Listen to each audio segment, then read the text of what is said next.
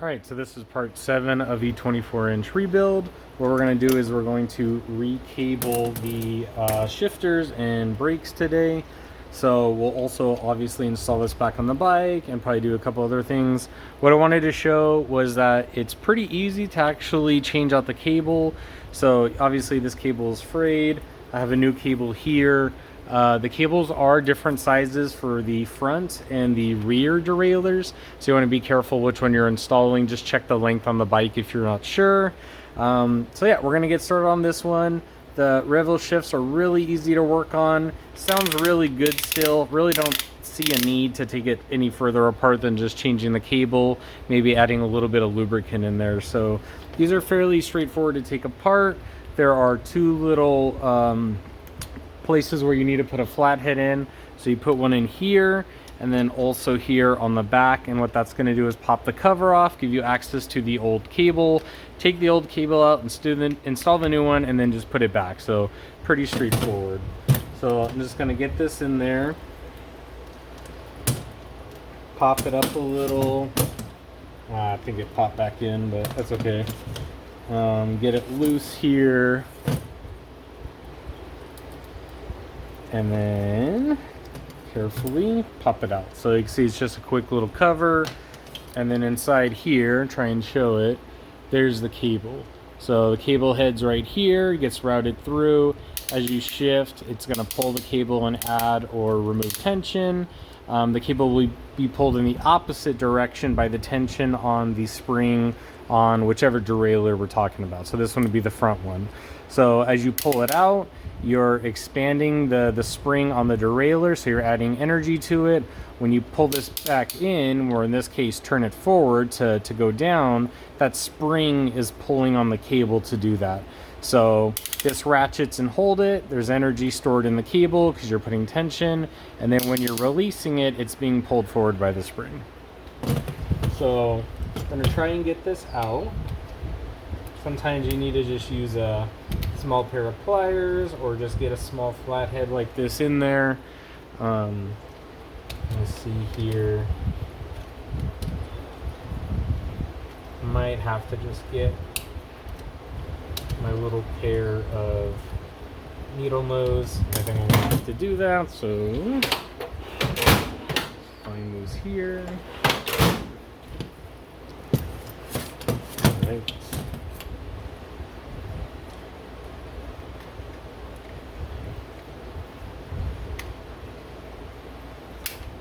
Almost got it.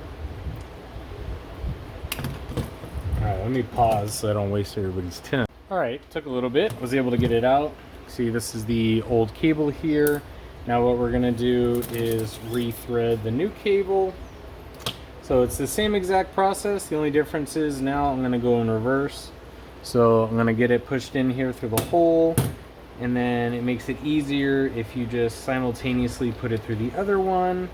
You got to get it around this little elbow in here, and so I'm going to pull it out. And then what we're going to do is make sure it's seated in there correctly. So that's fine. What I like to do, just personal preference of my own, especially for these, since I know the cable is going to be moving in here and there's nothing really to protect it, I'm going to add just a little bit of grease. It's going to help it slide back and forth within this area. Just want to see it go all the way through. Add a little bit more back in here.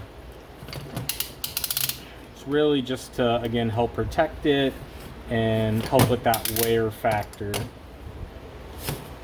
don't know if I've ever really had one fray or anything drastic like that.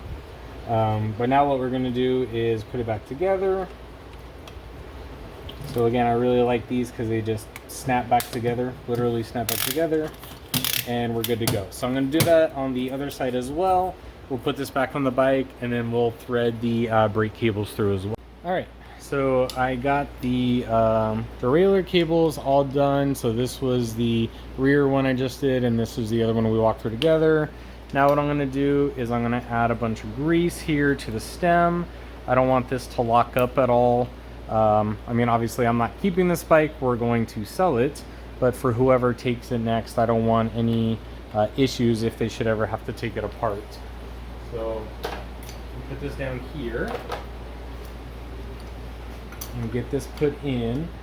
And the way this works, if you don't know, is this piece gets pulled in. I'm gonna go here. This piece will get pulled in tight and will expand into the post here, and what that does is that's what's holding it. So gonna get this all set. And then I like to turn, give it a good revolution or so as far as we can, move that grease around, and then we're gonna just do a preliminary fitting. So I'm just gonna hold it and eyeball it as best I can here. We'll do a final adjustment later, but as long as we're close here, that's what we're gonna want.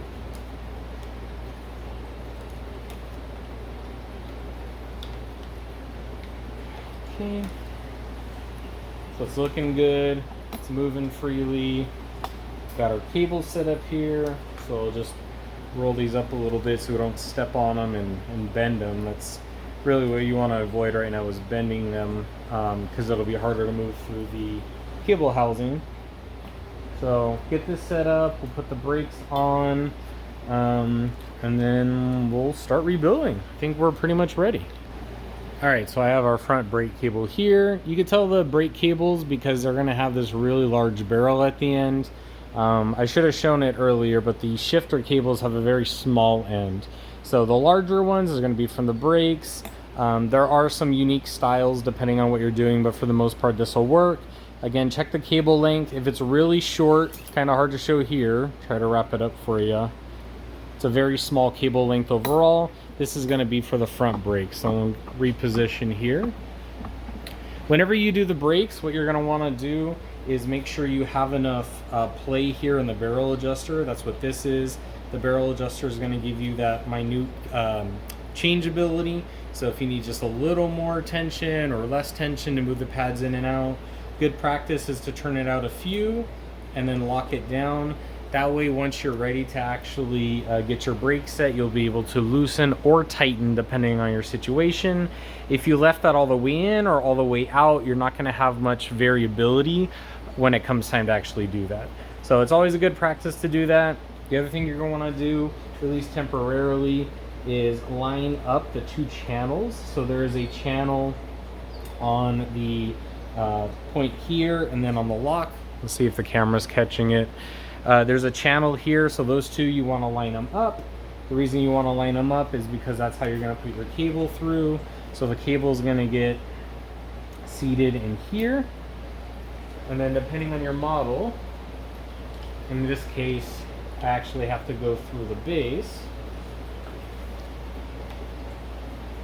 You'll want those two channels lined up. In this case it's not as big a deal. Other models you want that, it makes it easier to change out the cable. This one wasn't a big deal, so I'm just gonna turn that around, make sure it gets properly seated in the right direction. Okay, and you can see it's falling out because of that channel. Now what we're gonna do is make sure we're turned in, and now I'm going to unalign them or misalign them so that the cable doesn't come out. So I'm pulling on it, cable's moving.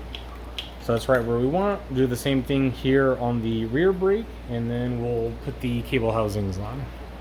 All right, so we're ready to put the front brake on, front brake cable fully on, I should say. So this is the old housing. Typically you don't want to reuse housing unless it's really good.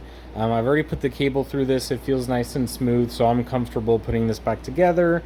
So this protects the cable. These ends here push against the brake housing up top, and then the noodle down here, which I'll show you in a second, that provides the resistance and the structure essentially for the cable to move. Without it, the cable would just bend and there wouldn't be any tension. So this is the noodle, the other part of it. So it sits in there like this. It'll go through, I'll show you here in a second. The other end sits up here at the top. Probably need to adjust just a little so you can see that. And I'll show you that now. So pretty easy. What we're gonna do is just feed it through. If you're gonna do new cables, I'll probably cover that in another video in another series. It's a little too much for this. You keep the old cable You cut the new one, you add the ends to it, and then, I mean, that's pretty much it. There's some tricks and tips to that, but we're not going to cover that. So I'm going to put it all together. You can see it here. And then this little lip here is going to sit inside this part of the brake. Get that in there, make sure the cable's out. And then the cable actually sits behind this nut here, like that. There's actually a tool for this too. It's called, I believe it's called a third hand, and it'll help actually hold this part while we do this together. So in my experience, I like getting it all the way taut and against the wheel. Remembering have that variability here is going to help, and then the cable's also going to stretch the first time as well. So gonna get that all set up, gonna get it tightened on here. Okay, and the wheel's not gonna move again because we're gonna need to stretch it and then potentially make some adjustments up here. All right, so I pulled the cable out just a little, or I let it out, I should say, just a little bit because it was a little too tight. So the wheel's spinning, brakes engaging. It's not quite where we need it. So you see I spun it there and then it's stopping. And of course it's hard to see, but this pad is a little too far over this way, and then this one's a little too far over as well. So a couple things could be going on. This could be too tight, meaning that this arm's pulling with more tension this way, or, and it's an and/or because it could be both, this one just isn't tight enough, and so there's not enough resistance. So I'm going to tighten this up a little bit, and we'll see where the pads and everything align. Again, I'm spinning it and it's stopping without pulling on the brakes. So that's what we're going to fix. All right, so I got that adjusted here. Gonna spin it up. See the brakes working. This one might need a little bit of a truing. It didn't seem like it initially, but you see a very slight wobble, and it is hitting the brake pad. So probably adjust that later, but pretty good job on this one.